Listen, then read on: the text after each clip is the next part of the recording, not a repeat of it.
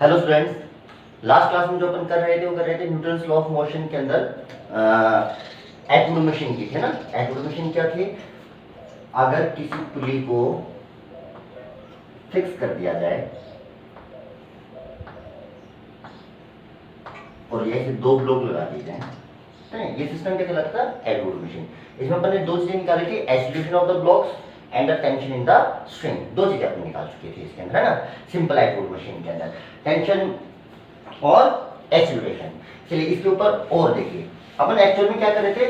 Newton second law कर रहे थे, सेकंड लॉ के एग्जांपल कर रहे थे। उसके अंदर अपन ने पढ़ा था एटोमिक मशीन के बारे में, ठीक है। और देखिए इसके ऊपर और एग्जांपल देखिए, जैसे मैंने आपको बोला कि मान लीजिए ये कोई सरफेस है,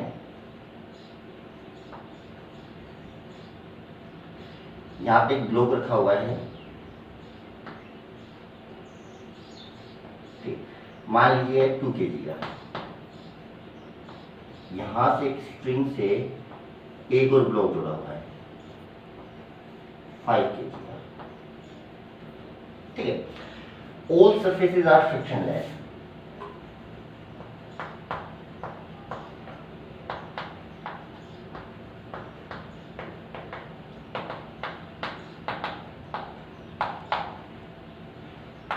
सभी सरफेस स्मूथ हैं या फ्रिक्शनलेस हैं। तो जैसे ही सिस्टम को मैं रिलीज करूंगा तो क्या ये ब्लॉक इधर चलेगा? Yes sir. और ये ब्लॉक इधर चलेगा? यस। कंस्ट्रेंट मोशन से मैं बोल सकता हूं, क्योंकि स्ट्रिंग की लेंथ कभी चेंज होने वाली नहीं है, तो इसका अगर एक्सीलरेशन a है तो इसका भी एक्सीलरेशन a ही होगा इस डायरेक्शन में, है ना। और सिंपली मैं बोल सकता हूं ये इधर चलेंगे, ठीक है। अच्छा, मान लीजिए जो स्ट्रिंग में टेंशन डेवलप हुई वो डेवलप हुई ठीक है। आपसे वही पूछा गया, दोनों ब्लॉक का एक्सप्रेशन जो सेम आने वाला है और एक स्ट्रिंग में टेंशन, तो दोनों बॉडी की फ्री बॉडी डायग्राम बना लीजिए।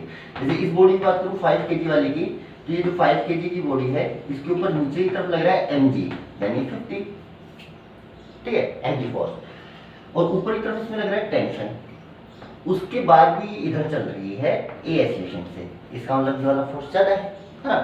तो इक्वेशन यहां से कैसे लिखोगे आप? जान तो F net इक्वल टू कितना होता है? m में, हाँ। तो नेट फोर्स उस पे कितना हो गया? 50 माइनस टी। नेट फोर्स इस पे कितना हो गया? 50 माइनस टी। एक्सीलरेशन की डायरेक्शन को पॉजिटिव मान लो, इसके अपोजिट डायरेक्शन को नेगेटिव मान लो आप, ठीक है। इक्वल टू कितना हो जाएगा? 5 पे, ठीक है। F net equal to m में नेट फोर्स कितना हो गया? 50 minus T equal to m में m5, a कितना हो गया? 8 हो गया, ठीक है। Equation number 1। अगर मैं इसकी बात करूं तो ये इस डायरेक्शन में चल रहा है और इस डायरेक्शन में तो इस पे एक ही फोर्स लग रहा है, इस डायरेक्शन, जिस डायरेक्शन में चल रहा है इस डायरेक्शन में तो एक ही फोर्स लग रहा है, टेंशन, ठीक है। तो नेट फोर्स इस पे इस डायरेक्शन में कितना है? t इक्वल टू m में m कितना है इसका? 2 into a, ये a एक्सप्रेशन से इधर चल रहा है। Net force equal to m। Equation number 2 equation हो गया आपके पास, ठीक है। अच्छा जी, दोनों को दो इक्वेशन है, दो वेरिएबल है, टेंशन और एक्सीलरेशन, दोनों को सॉल्व कर लीजिए, दोनों निकल जाएंगे आपके पास, है ना। जैसे मैं इन दोनों इक्वेशन को ऐड कर दूं तो यहाँ पे कितना हो जाएगा? 50 इक्वल टू 7a, तो a की वैल्यू आ जाएगी 50/7। ये a की वैल्यू आप यहाँ पे रख दीजिए, तो टेंशन की जो वैल्यू आने वाली है वो आने वाली है आपके पास 100/7। टेंशन न्यूटन, एक्सीलरेशन मीटर पर सेकेंड स्क्वायर, ठीक है। अपने सिर्फ हॉरिजॉन्टल डायरेक्शन के फोर्स लिए, वर्टिकल के नहीं लिए, क्योंकि वर्टिकल में तो चल ही नहीं रहा, तो नेट फोर्स 0 होगा। तो जितना इस पे 20 लग रहा है उतना ही इसके ऊपर क्या लग जाएगा? नॉर्मल। तो नॉर्मल की वैल्यू 20 आ जाएगी, है ना। अच्छा जी, और देखिए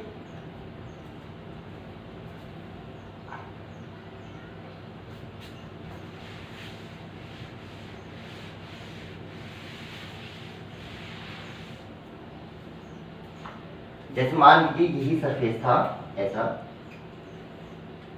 ठीक है,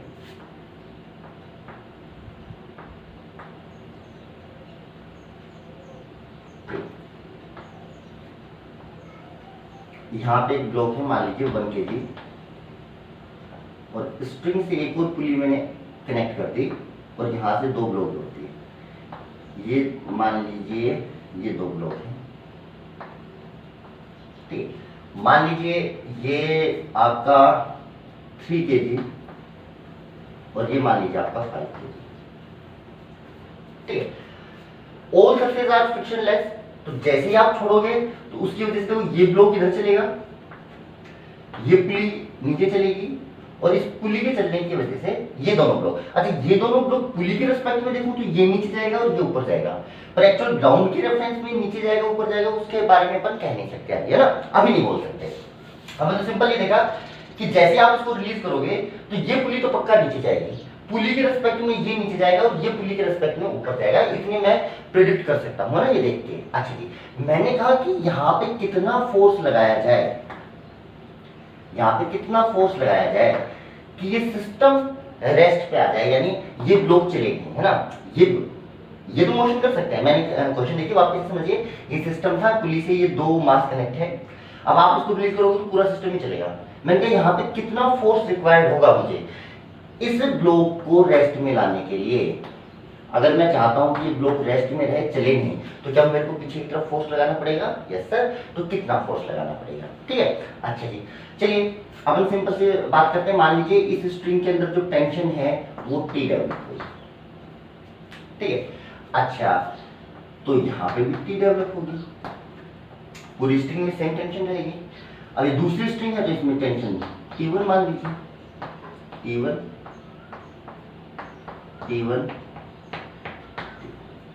मान लीजिए आपने F फोर्स लगाया और फोर्स लगाते ही ये ब्लॉक रेस्ट में आ गया। अगर ये ब्लॉक रुक गया है तो ये पुली भी नहीं चल रही होगी, है ना, पुली इस वाली स्ट्रिंग से तो बंधी हुई है, तो ये पुली भी नहीं चल रही होगी।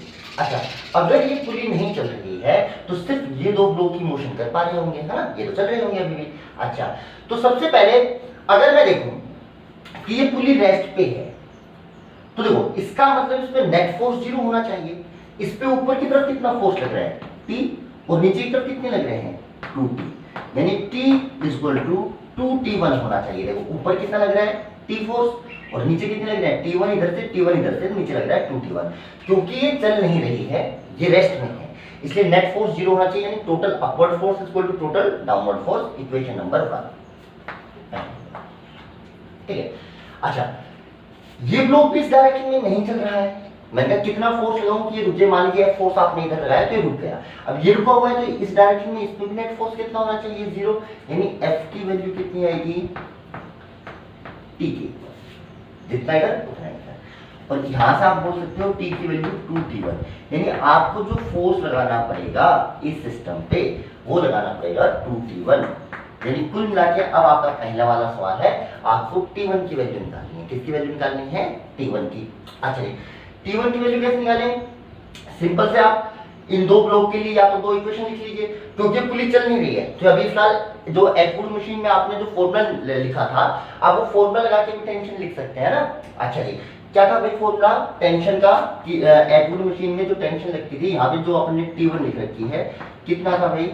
M2 minus M1 upon M2 plus M1 into G।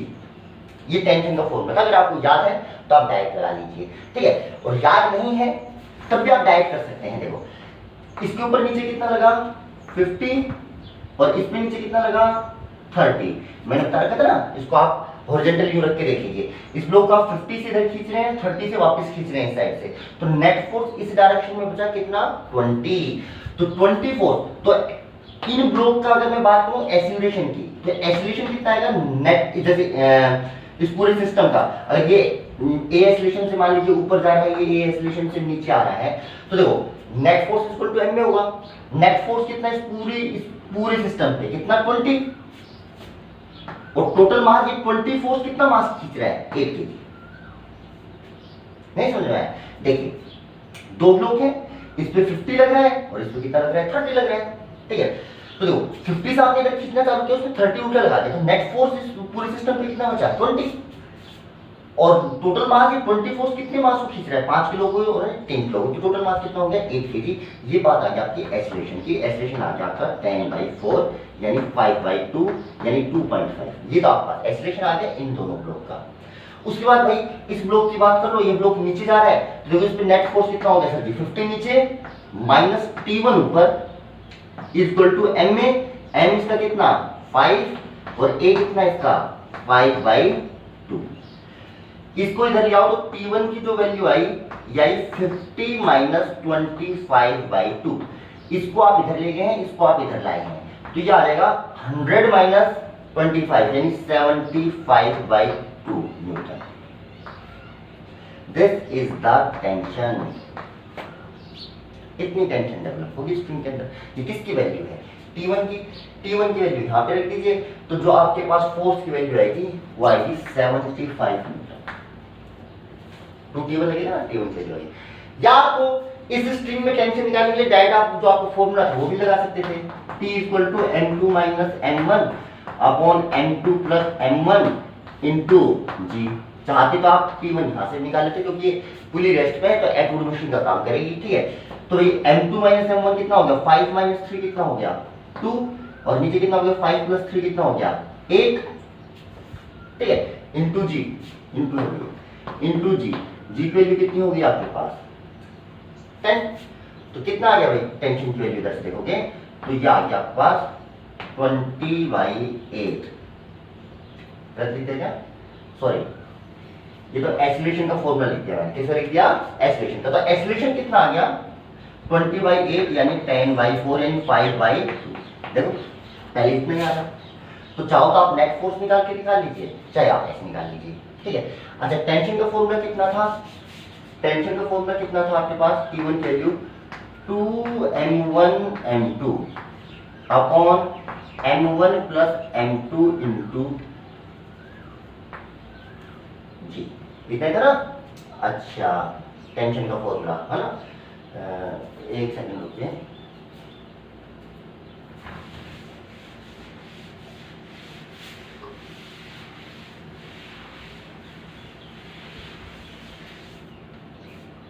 T equal to 2m1 m2 upon m1 plus m2 into जी।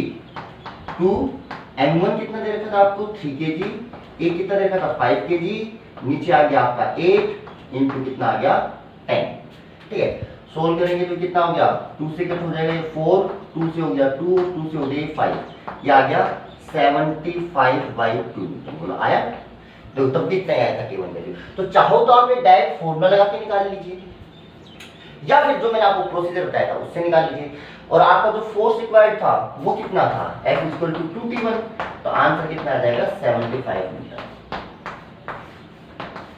ऐसे ही कर सकते हैं आप इस क्वेश्चन को, हाँ। चलिए एक क्वेश्चन और देखिए।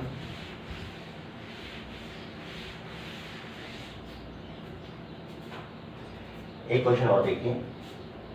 मैंने आपको बोला कि मान लीजिए ये कोई सरफेस है, या पहले एक और चल देख लीजिए। एक सरफेस है, यहां पे मैंने एक पुली लगाई,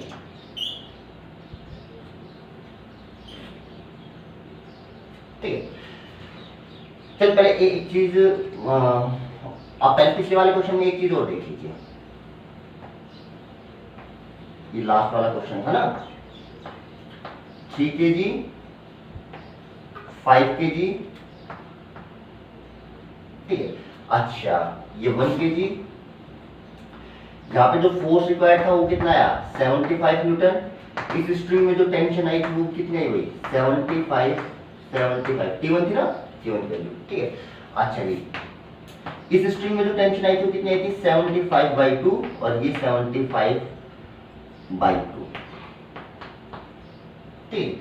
अच्छा, इन ब्लॉक का जो एक्सीलरेशन आया था, ये ब्लॉक नीचे आया था 5/2 से, और ये वाला ब्लॉक ऊपर गया था कितने से? 5/2 से।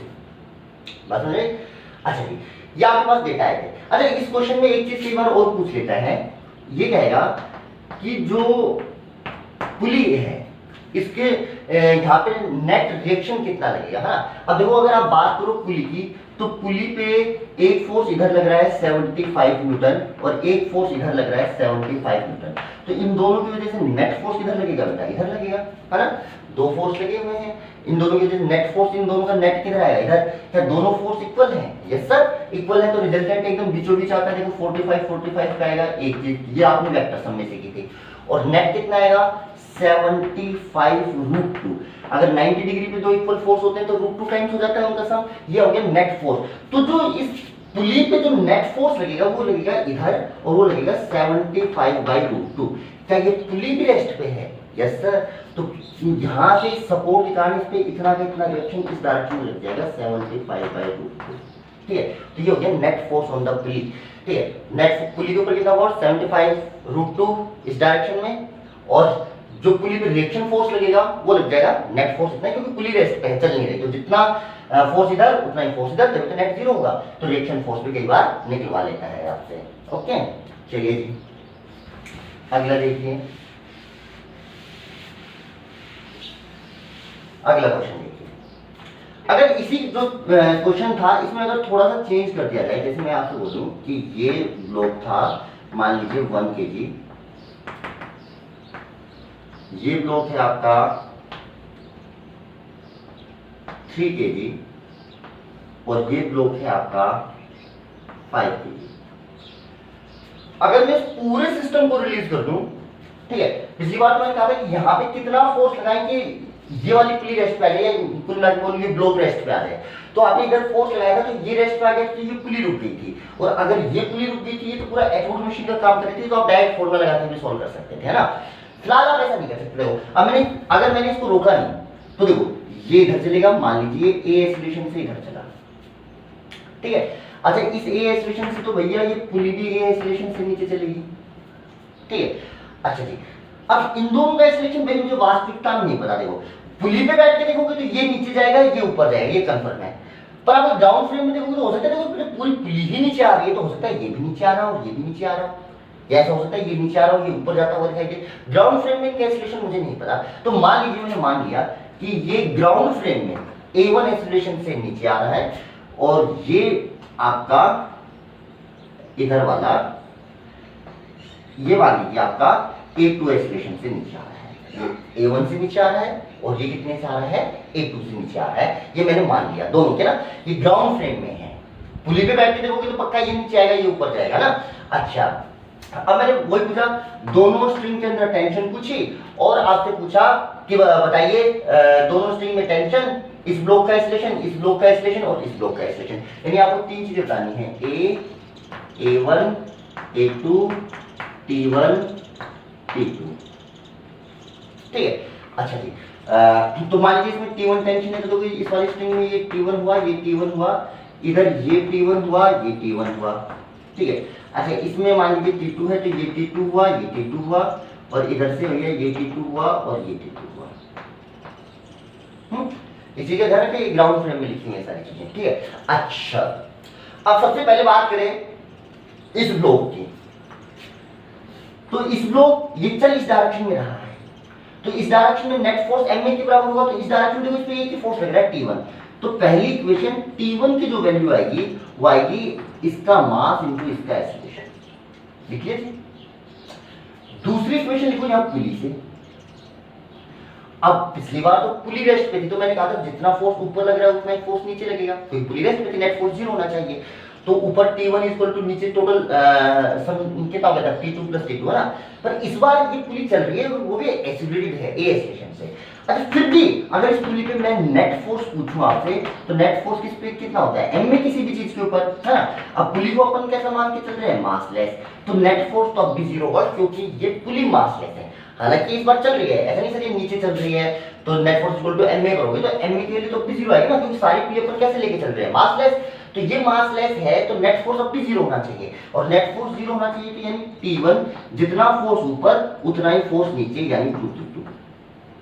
इक्वेशन नंबर 1, इक्वेशन नंबर, ठीक है।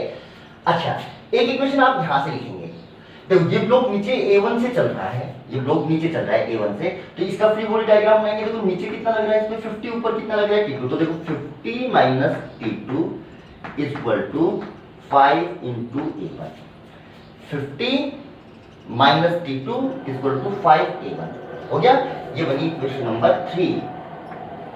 अच्छा एक इस ब्लॉक के लिए लिखिए, इसको भी आपने नीचे चलता हुआ माना है A2 एक्सीलरेशन से, तो नीचे फोर्स इस पे कितना है 30, ऊपर कितना है T2 इक्वल टू कितना हो गया 3A2, इक्वेशन नंबर 4, ठीक है।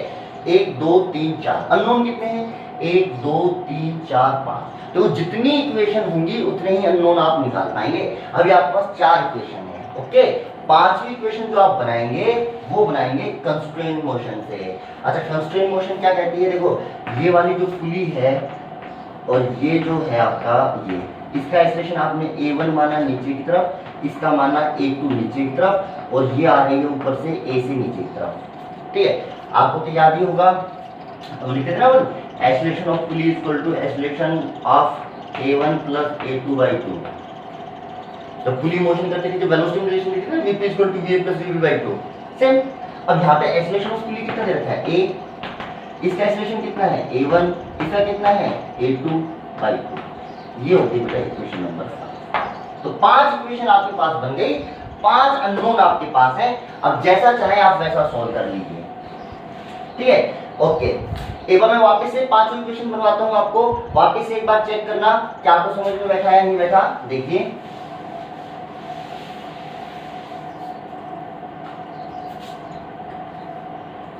ऐसा था आपका डायग्राम, पुली 1 kg,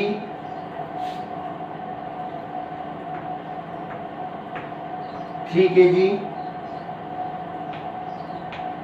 5 kg, ठीक है। अच्छा, आपको क्या क्या बताना है? इस ब्लॉक का एक्सेलरेशन, इस ब्लॉक का एक्सेलरेशन, इस ब्लॉक का एक्सेलरेशन, और इस स्ट्रिंग में टेंशन और इस स्ट्रिंग में टेंशन। यही आपको कुल मिला के 5 चीजें बतानी है। मान लीजिए इसका एक्सेलरेशन इधर A है, इसका एक्सेलरेशन नीचे की तरफ है A1, और इसका मान लीजिए एक्सेलरेशन है A2। तो देखो, आपको क्या क्या निकालना है? A की वैल्यू बतानी है, A1 की बतानी है, A2 की बतानी है, 3 चीजें। उसके अलावा इस स्ट्रिंग में टेंशन मान लीजिए T1 है, पूरी स्ट्रिंग में सेम टेंशन रहेगी। इस स्ट्रिंग में मान लीजिए दूसरे वाले में T2 है। तो आपको दो चीजें बतानी है, T1, कितने नोन हो गए बेटा? 5 होगी। 5 चीजें बतानी ना आपको, तो आपको 5 इक्वेशन बनानी पड़ेगी। देखो 5 इक्वेशन देखो सिंपल से कैसे बनेगी? एक तो इस मास से बनेगी, एक इसके मास से बनेगी, और एक इस ब्लॉक के, एक इक्वेशन इस ब्लॉक पे लिखोगे, एक इस पे, एक इस पे, 3 इक्वेशन, एक लिखोगे पुली पे, 4 इक्वेशन, और एक लिखोगे कंस्ट्रेंट मोशन से। बन गई 5 इक्वेशन। सोल्व कर लेना, 5 वेरिएबल आ जाएंगे। अब बनाते कैसे हैं? सबसे पहले इस ब्लॉक की बात करो, तो अगर इस ब्लॉक की बात करूं तो इस डायरेक्शन में इस पे फोर्स है T1, और ये 1 किलो का मास है, और ये इधर A एक्सेलरेशन से जा रहा है, बोलो सही है। तो भाई पहली इक्वेशन लिखोगे, नेट फोर्स कितना? सिर्फ T1 लग रहा है x डायरेक्शन में, equal to m into A। Equation number 1 बन गई। अच्छा, अब आ जाइए दूसरे मास पे। इस मास की बात करो, ये A1 से नीचे जाना है, तो इस पे देखो नीचे कितना लग रहा है 50, और ऊपर कितना लग रहा है T2। तो देखो 50 माइनस T2, नेट फोर्स कितना हो गया? 50 minus T2 equal to m में, m कितना? 5, और इसका एक्सेलरेशन कितना माना आपने? A1। दो इक्वेशन। एक इस मास पे लिखो, ये भी आपने नीचे चलता हुआ माना है, इसमें नीचे mg लगेगा, यानी 30। तो कितना? 30 माइनस T2, 30 नीचे T2 ऊपर, इक्वल टू 380। Equation number 3। 3 तो ब्लॉक हो गए, एक लिखो पुली के ऊपर। पुली पे बेटा नेट फोर्स की वैल्यू कितनी है? 0, क्योंकि पुली का मास 0 है। पुली अपन ने मास लेस लिए, सभी सरफेस फ्रिक्शनलेस लिए हैं, और जब तक मास 0 है, F इक्वल टू m में, m की वैल्यू 0, तो नेट फोर्स 0। नेट फोर्स 0 यानी जितना फोर्स ऊपर की तरफ है उतना ही फोर्स नीचे की तरफ होना चाहिए। नीचे की तरफ इसके दोनों स्ट्रिंग में T2 और ऊपर T1, यानी T1 की वैल्यू 2T2 के बराबर आएगी। ये इक्वेशन नंबर 4, ठीक है। अब इक्वेशन नंबर 5 वो बनी कंस्ट्रेंट मोशन से। अगर ये A एक्सेलरेशन से नीचे आया तो क्या पुली A एक्सेलरेशन से नीचे आएगी? तो acceleration of pulley equal to acceleration of this block A1 plus A2 by 2। ये इक्वेशन नंबर हो गई 5। 5 इक्वेशन है, सोल्व कर लीजिए, 5 वेरिएबल निकल जाएंगे। सॉल्व ये आपको करना है, ठीक है। अच्छा, फिर मैं आपको एक तरीका बता देता हूँ, देखो कैसे सोल्व करना। यहां से A की वैल्यू T1 आ गई, यहां रख देना। यहां से A1 की वैल्यू निकालना है, A1 की वैल्यू T2 की टर्म्स में, वो रख देना। यहां से A2 की वैल्यू निकालना T2 की टर्म में, वो भी यहां रख देना, ठीक है। और यहां से T1 की वैल्यू T2 की टर्म में यहां रख देना। सारी वैल्यू जब आप यहां पे रख देंगे तो आपके पास T2 आ जाएगा, T2 आ जाएगा तो T1 आ जाएगा, T1 आ जाएगा तो आपके पास A आ जाएगा, और T2 आ गया तो आपके पास A1 भी आ जाएगा, A2 भी आ जाएगा। अरे चलो मैं करवा देता हूँ पूरा सॉल्व आपको। ये सोल्व करने देखो 5 इक्वेशन आप कैसे भी सोल्व कर लीजिए, 5 वेरिएबल निकल आएंगे, कैसे भी सोल्व कर लीजिए, जो भी आपको तरीका बैठता है। पर ऐसे सोल्व करोगे तो थोड़ा आसान पड़ेगा, ठीक है। यहां से देखो ए की वैल्यू कितनी होगी भैया T1 इक्वेशन नंबर फर्स्ट से। अच्छा A1 की वैल्यू निकालो। A1 की वैल्यू क्या मैं लिख सकता हूं 50 माइनस T2/5। क्या लिख सकता हूं इतना? यस सर लिख सकते हैं, बिल्कुल लिख सकते हैं। देखो A1 की वैल्यू, यहां से A2 की वैल्यू लिखता हूं plus 30 minus T2, 30 minus T2/3, और जो बाई 2 था इसको ये था A1 प्लस A2। देखो A तो ये हो गया, A1 की वैल्यू ये होगी इस इक्वेशन से, A2 की वैल्यू ये होगी इस इक्वेशन से, बाई 2 2 को इधर भेज दो। अब इस इक्वेशन में क्या बचा T1 और T2 दो चीजें बचे। T1 की वैल्यू और रख दो T2 की टर्म में, तो T1 की जगह रख दो 2T2, तो ये हो जाएगा 4T2 इक्वल टू 5 पे डिवाइड कर लो। देखो 10 माइनस T2/5 और ये हो जाएगा 10 माइनस T2/3। मुझे ऐसा लग रहा है कि पूरी इक्वेशन में सिर्फ T2 या नॉन बचा है, तो T2 निकल आएगा क्या? निकाल लीजिए। T2 वाली सारी टर्म को इधर ले आइए, तो 4T2 plus T2/5 plus T2/3 equal to 10 plus 10 20। 10 plus 10 20 हो गया। अच्छा जी आगे सोल्व कर लीजिए। एलसीएम ले लीजिए भाई, 15 ले लीजिए एलसीएम, तो ये कितना हो जाएगा 15 से 60। अच्छा 15 लिया तो ये कितना हो गया 3T2, और ये कितना हो गया 5T2 इक्वल टू 20। तो ये कितने हो गए टोटल 5 और 3 8, 68 T2 हो गए। 68 T2 की वैल्यू इसको इधर भेज दीजिए, ये हो गया 300।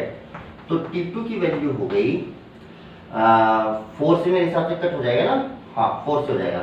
चलो एक बार लिख लो 300/68। आप इसको 4 से कट कर लेना। 4 से कट करोगे तो ऊपर तो कितना बचा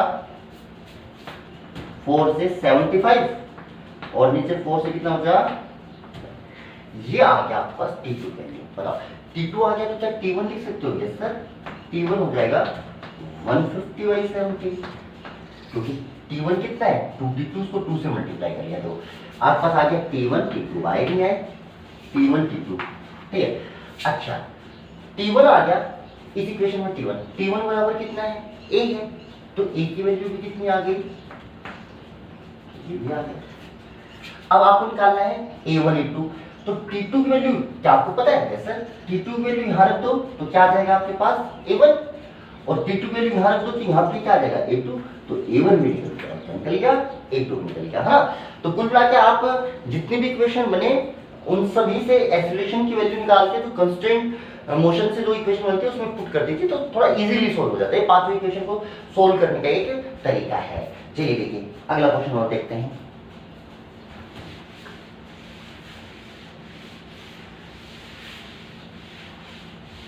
नेक्स्ट क्वेश्चन देखिए, जैसे कि मैं आपसे बोलूं कि ये पुली है,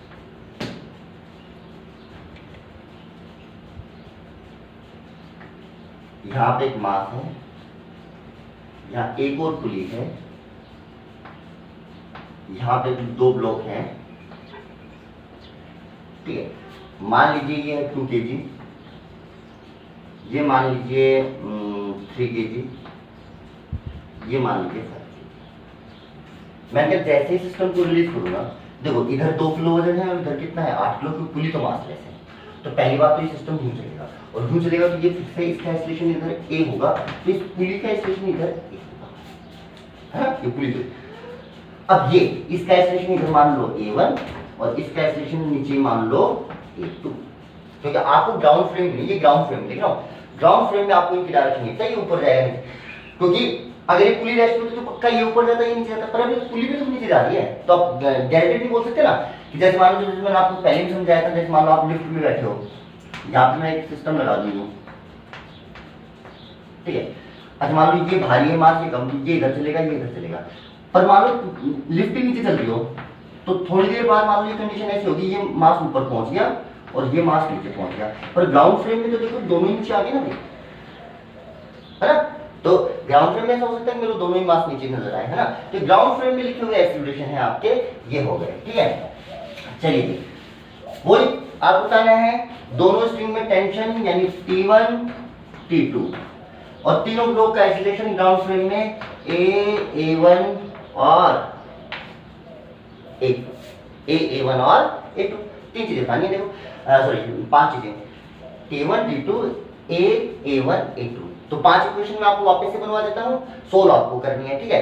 तो चलिए पहली बात करते हैं इस ब्लॉक की इक्वेशन के लिए। मान लीजिए ये टेंशन है T1 T1 T1 T1, इधर है T2 T2 T2 T2। चलो इस ब्लॉक के लिए इक्वेशन लिखना चालू करो भाई। ब्लॉक किधर जा रहा है? ऊपर की तरफ जा रहा है, तो यानी T1 तो इस पे फोर्स हो गया ऊपर की तरफ, और नीचे कितना होगा भैया इस पे 20, तो T1 माइनस 20 ऊपर जा रहा है, मतलब T1 ज्यादा होगा। T1 माइनस 20 नेट फोर्स हो गया। इस जिस डायरेक्शन में चल रहा है इस डायरेक्शन में तो दो ही फोर्स हैं, तो T1 है और एक 20 है, इस डायरेक्शन में चल रहा है, तो ठीक है। अच्छा, तो T1 minus 20 equal to m a यानी 2 है, इक्वेशन नंबर 1। अब आ जाओ इस वाले ब्लॉक पे, इस पे बात करूं तो भैया 50 लग रहा है नीचे और T2 लग रहा है ऊपर, और जो नीचे जाता हुआ आपने माना है, तो अगर ये नीचे जा रहा है तो इसका मतलब ये वाला ज्यादा होगा, तो 50 minus T2 equal to 5A1, equation number 2। एक इस ब्लॉक पे लिखो, ये ब्लॉक पे आपने नीचे जाता हुआ माना है, तो नीचे इसमें कितना लग रहा है 30, तो कितना हो गया भाई 30 माइनस ऊपर की तरफ इसमें कितना हो गया T2 इक्वल टू 3A2, ये हो गया भैया इक्वेशन नंबर 3। देखो 50 नीचे जा रहा है तो कितना हो गया 50 और ऊपर कितना हो गया T2, तो 50 minus T2 equal to MA। इधर ये इसको भी नीचे जाता हुआ माना है, तो नीचे फोर्स कितना है 30, ऊपर कितना है T2, 30 minus T2 equal to 3A2, है ना। कितनी इक्वेशन बन गई 1 2 3 1 2 3 ब्लॉक के लिए हो गई। चौथी इक्वेशन पुली से बनेगी। पुली भाई मास लेस है तो इस पे नेट फोर्स कितना होगा m इंटू ए, m 0 है तो भैया कितना आ गया नेट फोर्स 0, यानी जितना ऊपर लग रहा है उतना ही नीचे, ऊपर कितना लग रहा है T1, नीचे कितना लग रहा है T2, है जी। अच्छा जी, और पांचवी इक्वेशन जो बनेगी वो बनेगी कंस्ट्रेंट मोशन से। क्या बनेगी पुली का एक्सेलरेशन इक्वल टू दोनों ब्लॉक का एक्सेलरेशन बाय 2, अरे लिखते थे ना Vp equal to Va plus Vb by 2, इसको डिफरेंशिएट कर लो एक्सेलरेशन के लिए बन जाएगी ना इक्वेशन। इक्वेशन नंबर 5 अननोन कितने 5 निकालने हैं पिछले क्वेश्चन की तरह ही, है ना। अच्छा जी, दूसरा सोल्व करने का तरीका क्या है भाई, A1 A2 और A की वैल्यू इसमें रख दो t की टर्म्स में। तो देखो इधर से क्या A की वैल्यू तुम रख पाओगे T1 माइनस 20 बाई 2, A1 की वैल्यू 10 लिख पाओगे 50 माइनस T2 बाई 5, इधर से A2 की लिख पाओगे 30 माइनस T2 बाई 3, ठीक है। ये रखने के बाद जहां जहां T1 आ रहा है वहां पे 2T2 रख दो, तो पूरी इक्वेशन से क्या निकल आएगा आपके पास T2 निकलते ही आपके पास क्या निकलेगा T1। अब T1 T2 आ गए तो यहाँ पे T1 रख दो, यहाँ पे T2 रख दो, तो यहाँ पे A आ जाएगा, A1 आ जाएगा, यहाँ से क्या आ जाएगा A2। पांचों अननोन है, अभी मैंने आपको सोल्व करके बताया था, वैसे वैसे आप सोल्व कर लेना, पांचों इक्वेशन आपकी बन चुकी है। चलिए अगला देखिए,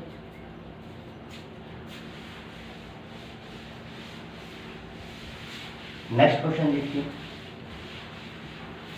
मान लीजिए मैं आपको बोलूं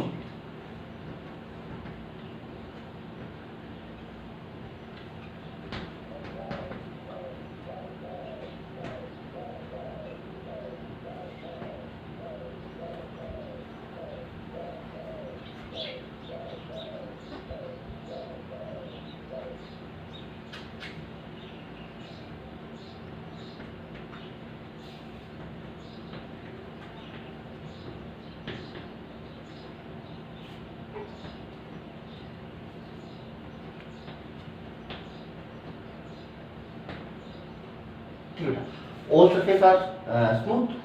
अच्छा मुझे बताए तो इस स्ट्रिंग को ये फिक्स सपोर्ट है, यहाँ पे फिक्स किया हुआ है इस स्ट्रिंग को, ठीक है। अच्छा यहाँ पे पुली पे होती हुई एक पुली से जुड़ा हुआ है, यहाँ पे ब्लॉक रखा हुआ है, ये स्मूथ सरफेस से चल सकता है, ठीक है। अब नीचे वजन रखेगा तो भैया मेरे हिसाब से ये इधर जाएगा ए एक्सेलरेशन से। अच्छा इसका एक्सेलरेशन ए होगा तो इसका एक्सेलरेशन ए हो, ये जरूरी नहीं है भाई। हाँ मान लीजिए इसका एक्सेलरेशन है A1 नीचे की तरफ, कितना है A1 नीचे की तरफ, है ना। अच्छा हालांकि मैं दोनों में रिलेशन लिख सकता हूँ, देखो ये ए एक्सेलरेशन से नीचे आ रहा है, देखो ये ए से नीचे आया, ठीक है। इस ये कितने से आएगा, 0 से, ये तो बंधा हुआ है ना, फिक्स है, ये तो चलेगा ही नहीं, तो इसका एक्सेलरेशन कितना, 0, और इस पुली का एक्सेलरेशन आपने मान लिया कितना भैया, a1, कितना मान लिया, a1।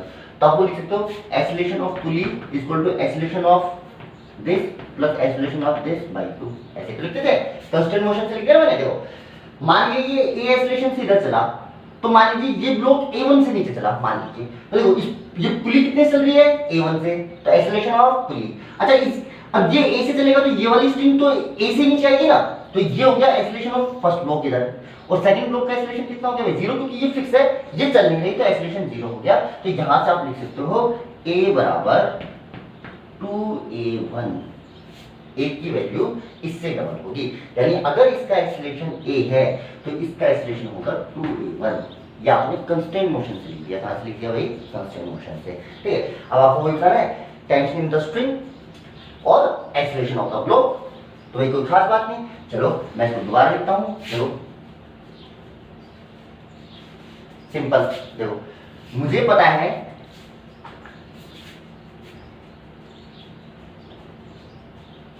कि अगर ये a एक्सेलरेशन से नीचे गया तो ये 2a एक्सेलरेशन से इधर आएगा। वैसे भी आप सोच सकते हो, देखो ये स्ट्रिंग तो यहां से फिक्स है, मान लो ये 1 मीटर नीचे आ जाती है पुली, तो देखो रस्सी कितनी और चाहिए बेटा, 2 मीटर चाहिए है ना, 1 मीटर अगर पुली नीचे आ रही है तो रस्सी 1 मीटर इधर होगी, 1 मीटर इधर होगी, एक्स्ट्रा होगी 2 मीटर, और स्ट्रिंग इधर से तो खींच नहीं सकती, तो सारी किधर से खींचेगी, इधर से, यानी जब भी ये पुली 1 मीटर नीचे जाएगी ये 2 मीटर इधर आएगा, तो मुझे 2 मीटर एक्स्ट्रा स्ट्रिंग की आवश्यकता पड़ेगी ना। तो देखो अगर यानी जितना ये चलेगा ये हमेशा उससे डबल ही चलेगा, अगर ये 1 मीटर तो ये 2 मीटर, तो अगर ये a एक्सेलरेशन से नीचे जा रहा है तो इसका एक्सेलरेशन कितना हो जाएगा, 2a, या आप दिमाग से निकाल सकते हो, या फिर मैंने जो अभी निकलवाया था आपको इक्वेशन लगा के वहां से निकाल सकते हो। चलिए जी, तो एक्सेलरेशन तो हो गया, टेंशन मान लीजिए स्ट्रिंग में ये t, ये t, ये t, ये t, t, t, t और ठीक है। वही सभी क्वेश्चंस में जितने भी पूछे थे उनमें मैं जो क्लैंप था, जैसे मान लीजिए पुली है, इसके ऊपर रिएक्शन फोर्स भी पूछ सकता हूं ना, तो देखो वही कितना हो जाएगा, t और t कितना हो जाएगा, √2t आएगा, रिजल्टेंट है ना, वो भी निकलवा सकते हैं ना। चलिए अब फिलहाल आप बात कीजिए इस ब्लॉक की, तो चलिए इस ब्लॉक को देख के ऐसा लग रहा है इस पे ये चल किस डायरेक्शन में रहा है, इस डायरेक्शन में, और इस डायरेक्शन में तो सिर्फ इस पे एक ही फोर्स है, ठीक। तो कितना लिखा भैया मैंने, t = m में m कितना लिया आपने 3, और a कितना हो गया भैया इसका 2a, इक्वेशन नंबर 1। अब आ जाओ इस ब्लॉक की बात करते हैं। ये ब्लॉक पे नीचे की तरफ कितना फोर्स है, mg 15, मास इन एक्सेलरेशन 5g हो गया ना, g की वैल्यू 10, तो 50 तो नीचे लग रहा है, और ऊपर कितना लग रहा है इस पे 2t, 5g 50 तो नीचे लगा, और 2t दोनों स्ट्रिंग के कारण ऊपर लगा, फिर भी नीचे चल रहा है, कितने से 5, और इसका एक्सेलरेशन कितना है भैया a, ठीक है। कितनी इक्वेशन है, एक और एक, 2 इक्वेशन है, अननोन कितने हैं, 2 ही हैं, एक तो टेंशन इन द स्ट्रिंग और एक a पता चल के इसका एक्सप्रेशन पता चलेगा, इसका तो 2a हो जाएगा, सिंपल सा ना। तो दोनों इक्वेशन में देखो, इसको 2 से मल्टीप्लाई करो, इसको 2 से मल्टीप्लाई करोगे तो कितना हो जाएगा 2t, और ये 3 2 6 तो अभी है, और 2 से मल्टीप्लाई करोगे तो कितना हो जाएगा 12। इन दोनों इक्वेशन को ऐड करोगे, देखो ये कैंसिल हो गए, a की वैल्यू जो आई, एक वैल्यू ऐड करोगे तो यहाँ पे 17 हो जाएगा ना, तो 50/17 ये आई आपकी a की वैल्यू, इन दोनों इक्वेशन को सोल्व करने के बाद। तो a की वैल्यू तो आ गई भाई 50/17 मीटर पर सेकंड स्क्वायर, है ना। आप इसको पूरा सोल्व कर लेना, देखो 2 से मल्टीप्लाई किया फिर ऐड किया तो ये कट गया, इधर कितना होगा 17 है, और इधर कितना बचेगा 50, तो a की वैल्यू कितनी आएगी, 17 को नीचे लिया ना, 50/17 या a। तो भैया इसका एक्सप्रेशन कितना हो गया 100/17 हो गया। अच्छा अब टेंशन निकालनी है स्ट्रिंग में, तो भैया यहां से निकालो, t की वैल्यू कितनी थी 6a, t की वैल्यू कितनी थी 6a, तो देखो 6a की वैल्यू कितनी है 50/17 यानी ये हो गई 300/17। चलिए तो ये क्वेश्चन आप इस तरीके से कर सकते हैं सारे। इसके आगे नेक्स्ट क्लास में आपको और प्रैक्टिस करवाई जाएगी इस टाइप के क्वेश्चंस पे, पुली वालों पे, ठीक है। आज के लिए इतना सफिशिएंट है। Thank you students.